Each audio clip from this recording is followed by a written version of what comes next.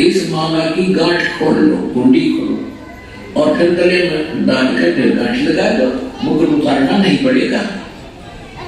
ओए होए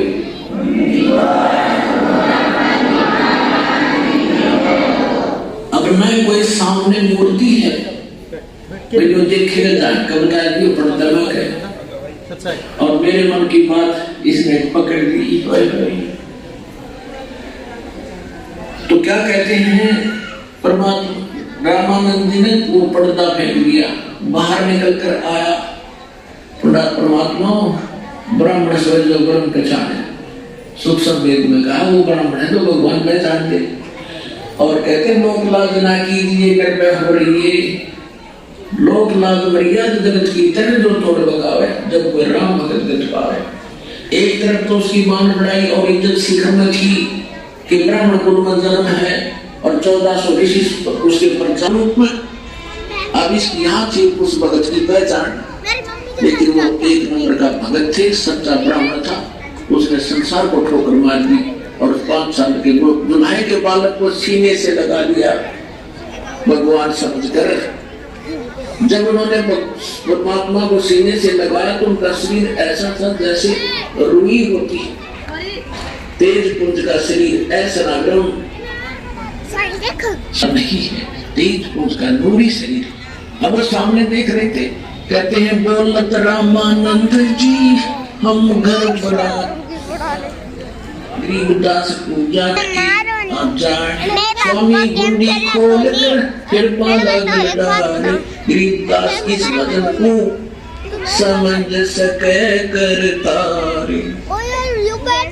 रामानंद जी मान गया कि मेरी इस क्रिया को भगवान बिना कोई जान नहीं सकता। ये शत्रुज सामने भगवान के सारा समाज जिसमें मैं वहां गया उसका झंडा बंधा हुआ था, तो कहते उसके दिल में मोटर मोटर कर घेरी हुई, लेकिन सीने से लगा दिया। क्या कहते हैं मन की पूजा तुम लखी मुकरमाल परवेश गरीबदास गत को लखे तेरा परमा माला फसकी तो मालिक ने कहा था इसको खोल कर गुंडी फिर कर डाल। मन की पूजा तुम लखी मुकरमाल परवेश। और रामानंद जी कह रहे गरीबदास जी बता रहे कि रामानंद गरीबदास गति कौन लखी मुकटमाल परवेश गरीबदास गति कौन लखे तेरा कौन क्या पे कहते हैं ये जो दक्षा तुम दी मान दी मनमोरे गरीबदास तुमको पुरुष और फोटो खींच रहे कोनी वीडियो बनाऊं विद्वान सारा देख के काट टूटे बिना भगवान मिला लिया। तो कहते ये तो दीक्षा तो मोर दे मान ली मन मोर, आपने जो मुझे शिक्षा दी मेरी अकल ठिकाने आ गई कि मैं घड़ा ऊपर उठ लिया था, अपने आप को पता नहीं क्या समझ रहा था, और दाता आज आपके सामने मैं फेल हो गया। फिर उन्हें काफी चर्चा होती है आपस में, भाई मैंने पता चल गया परमात्मा ने उनको सब तरफ से फेल कर दिया। परमेश्वर ने जब सारा कुछ हो दिया, रामानंद जी कहने लगे मैं बाप से 2 बात ज्ञान की चर्चा और करना चाहता हूँ, बैठो करो। तब परमेश्वर ने प्रश्न किया कि आप किसकी भक्ति करते हो स्वामी जी? कि मैं विष्णु का उपासक हूँ, वैष्णु संत हूँ, शंकर जी की उपासक, भगवान के दर्शन किया करूँगा, सारी सुख सुख है। वो बोले कितने दिन रहोगे, वह कितना समय व्यतीत करोगे?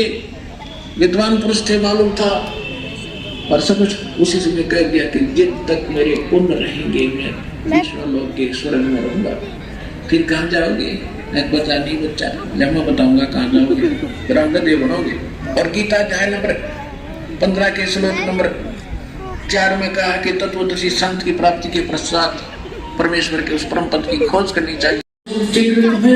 देख दरबार गरीबदास सजदा किया हम पाए दीदार, तुम स्वामी मन बाल बुद्धि भरम कर्म कियो नाश, गरीब तुम परे और से हमरे तीर, दास गरीब सर्वंग में तू अवगत पुरुष कबीर, कोटि कोटि सजदा किए और कोटि कोटि प्रणाम, गरीबदास अनहद अदर आप पर शोक को दाम, बोलत रामानंद जी सुनो कबीर करतार, गरीबदास स्वरूप के तुम ही सज्जनहारे। तुम साहिब तुम संत हो, तुम सतगुरु तुम हंस, गरीबदास के रूप बिना और न दूजा अंश। मैं भक्ता मुक्ता गया और कर्म भरम कियो नाश, गरीबदास अवगत मिले या मिट की मन की बास। दो ठौर है एक तू भया एक से दो, गरीबदास हम कारण तुम आए हो दो। 104 वर्ष का व्रत और 5 वर्ष की उम्र के धान के लड़के के चरणों में गिर गया बालक की तरह कि तुम स्वामी में बाल उठी, आप मेरे मालिक। अब मेरा ज्ञान तो आज वेद से मैंने पता था, आपके सामने ज्ञान हुआ। तुम स्वामी में बाल उठी, मेरे तो बालक जैसा ज्ञान था आपके ज्ञान के सामने, और मेरा कर्म भ्रम है उदास। और गरीबदास जी कह रहे हैं कि रामानंद जी बोले गरीबदास ने धर्म तो वास्तव श्री भगवान आपको मुझे हो गया दृढ़ विश्वास, तो ही लॉर्ड कबीर इज लॉर्ड। बोलो सतगुरुदेव।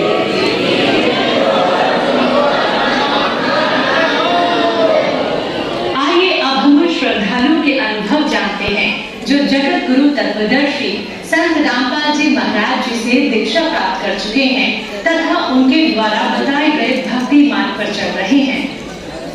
सत्संग। बहन जी क्या नाम? मेरा नाम सुशीलता है। कहाँ से आए आप? मैं हिमाचल डिस्ट्रिक्ट हमीरपुर गाँव में रहता हूँ। संत रामपाल जी महाराज से कब जुड़े आप? मैं 2013 में। संत रामपाल जी महाराज से नाम दीक्षा लेने से पहले आप क्या भक्ति साधना करते थे? शिव जी, दुर्गा, गणेश, अपनी कुल देवी से भी देवताओं की पूजा करते थे। संत रामपाल जी महाराज की शरण में कैसे आना हुआ? हम इतनी पूजा कर बैठे थे, इतनी पाठ करवा चुके थे कि हम बहुत परेशान थे। हम सोचते थे परमात्मा कहाँ पे हैं, कहाँ मिलेंगे परमात्मा। तो हमने जब ज्ञान गंगा किताब पढ़ी तो हमने ज्ञान गंगा किताब पढ़ने के बाद हम सतलोक आश्रम में पहुँचे।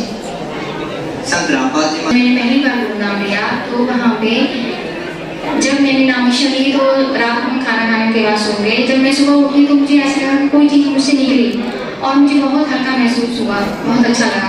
अब उसके बाद मैं थोड़ा ठीक रहना भी शुरू हुई। मैं पहले बहुत बीमार रहती थी और उसके बाद मेरी सासू माँ जी एक दिन बहुत बीमार हो गए। उन्होंने नाम दीक्षा ले रखी है तो उनको मतलब इतने लूज मोशन लगे थे कि हम रात के 2:30 बजे थे। तो हम सोचते थे कि उनको कहाँ से मतलब कौन से हॉस्पिटल लेके जाएं, कहाँ लेके जाएं, क्योंकि उन्हें जब लूज मोशन लगते थे तो उन्हें खून के लूज मोशन लगते थे।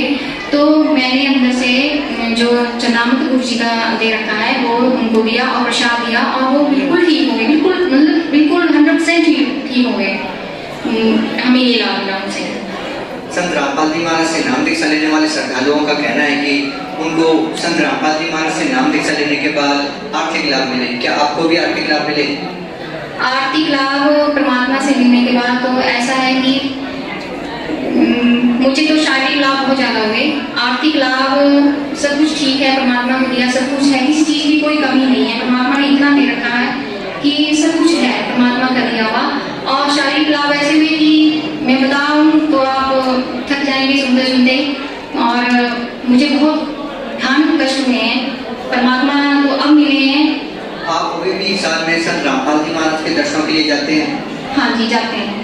आप हिमाचल से सैकड़ों किलोमीटर दूर संत रामपाल जी महाराज के दर्शनों के लिए जाते हैं जबकि वो अभी भी जेल में हैं। वो जेल में है लेकिन हमें ऐसा नहीं लगता वो जेल में है, क्योंकि हम जाते हैं तो हमें ऐसा लगता है कि हम बरवाला आश्रम ही जा रहे हैं। हमें ऐसा नहीं लगता कि परमात्मा जेल में बैठे हुए हैं। हमें ऐसा लगता है कि हम अपने गुरु जी के पास जा रहे हैं। हमें जितने भी कष्ट हैं वहाँ जाके हमें बहुत अच्छा लगता है और हम अच्छे हो जाते हैं। हमें किसी दवाई खाने की जरूरत नहीं पड़ती। हिमाचल में ज्यादातर देवी देवताओं को माना जाता है, जबकि कहा यह जा रहा है कि संत रामपाल जी महाराज देवी देवताओं की पूजा करने से मना करते हैं। क्या कहना चाहेंगे? जी हाँ, मैं ऐसा कहना चाहती हूँ कि देवी देवताओं की पूजा तो बोलते तो हैं कि करनी चाहिए, लेकिन मैं इतना भी बता दूँ कि मैं 2007 में इतनी बीमार पड़ गई थी कि मेरा एक छोटा सा ऑपरेशन हुआ था, वो गलत हो गया तो मेजर ऑपरेशन करना पड़ा। उसके बाद मेरे 4 ऑपरेशन हुए। जब मुझे घर लाया गया तो बोला कि इसका हमें बोलते हैं कि तोला कर दो, इसका तोला करवा दो। उसके बाद बोला कि महामृत्युंजय का पाठ करना बहुत बड़ा कष्ट है।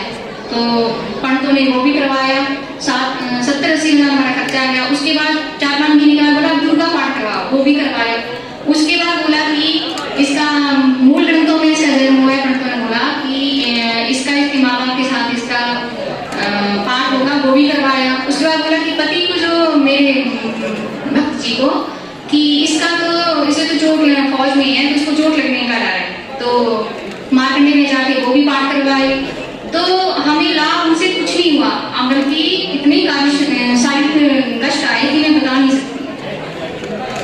क्या आप कोई व्रत वगैरह करते हैं? अब मैं कोई व्रत नहीं करती, पहले करते थे, पहले करते थे। अब क्यों छोड़ दिए?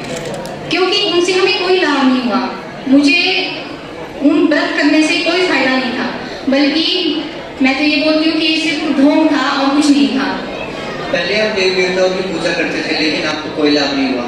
अब संत रामपाल जी महाराज जी कुछ यह कहते हैं कि संत रामपाल जी महाराज जो भक्ति स्टार्ट करते हैं वो देवी देवताओं के मंत्र से ही करते हैं, अब आपको लाभ हो रहे हैं। क्या फर्क है? पहले भी तो आप देवी देवताओं की ही पूजा करते थे। हाँ जी, लेकिन अब ऐसा है कि अब रास्ता सही है, साधना सही है। पहले हम भक्ति तो करते थे लेकिन वो सही भक्ति नहीं थी। आप संत रामपाल जी महाराज को भगवान के तुल्य मानते हैं, क्यों? क्योंकि परमात्मा ने हमारे